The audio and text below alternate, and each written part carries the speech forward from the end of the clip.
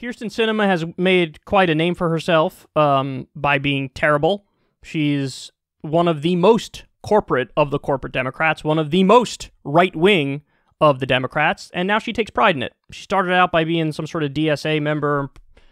She was left, and then she totally changed and went right and sold out. And, you know, her biggest moment was when she voted down the $15 minimum wage and did a little cutesy curtsy, like, tee-hee-hee. Is that what that's called, a curtsy? I don't know. She did, tee-hee-hee. Fuck the poors, tee-hee-hee. And she takes pride in being this centrist goon who says, hey, what's the correct position and what's the total corporate sellout position? And I'm going to split the difference.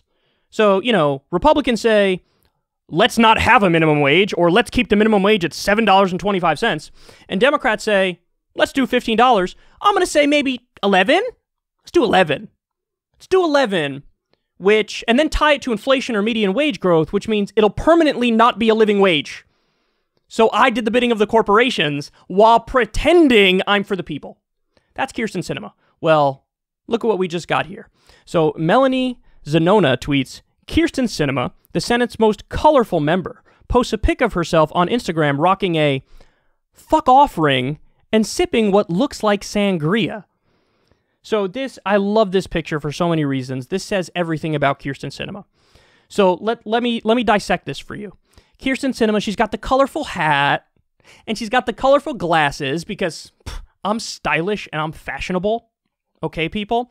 She's got the earrings, the very, like, you know, gaudy, outgoing, bright, bold earrings.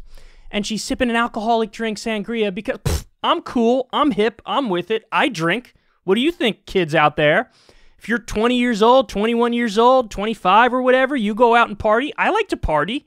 I'm a partier. I'm fun. I'm cool. I'm like the cool aunt. You know what I'm saying? So the aesthetic she's giving off is like, me, bro, I'm just a cool person. I'm an outsider. I'm an outsider.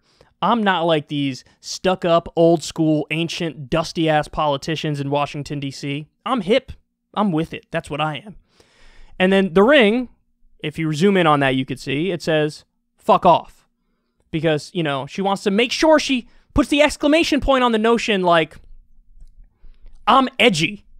I'm counterculture. So Kyrsten Sinema represents the worst of Washington, D.C.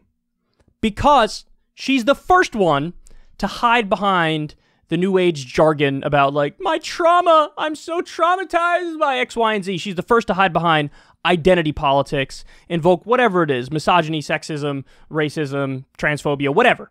She'll say all the buzzwords and the cool kid stuff, but then she votes like Joe Manchin across the board.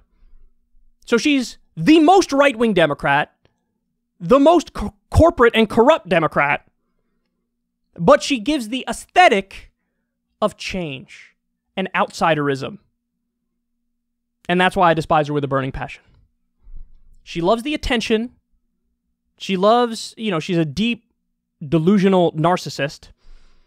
And she cloaks her backwards, corporate, corrupt, reactionary politics in this veneer of cool kid edginess. And I'm the new generation. I represent change.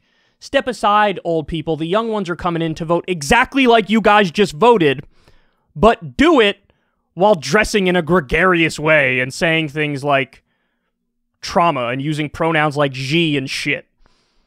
Fuck off. Fuck all the way off. Because this is, the trick is, I can't out-left the left on economic policy, on domestic policy, on foreign policy. I can't out-left the left on any of those things. So what I'll do is give the show, give the kabuki theater, give the veneer of change on social issues and use that as an argument that I out-left the other lefties. Why? Look at my hat. Look at my glasses. Look at my fuck off ring. I'm so edgy that I curse. Anyway, the fuck off is actually for the waitstaff at this restaurant and for working people. Because tee-hee-hee, no $15 minimum wage for you. Tee-hee-hee. Story we covered before, Joe Manchin and Kyrsten Sinema got speaking gigs at National Restaurant Association gathering behind closed doors with no press. And they got that immediately after they voted down the $15 minimum wage. They're doing a panel with George W. Bush and Dana Perino, and it's all about bipartisan solutions. And the whole point of it is to meet the lobbyists, meet the corrupt people, take more money for their next respective campaigns, and try to get reelected. Biggest sellout around while pretending she's bold and she's the future of the party, and she is the worst of the worst.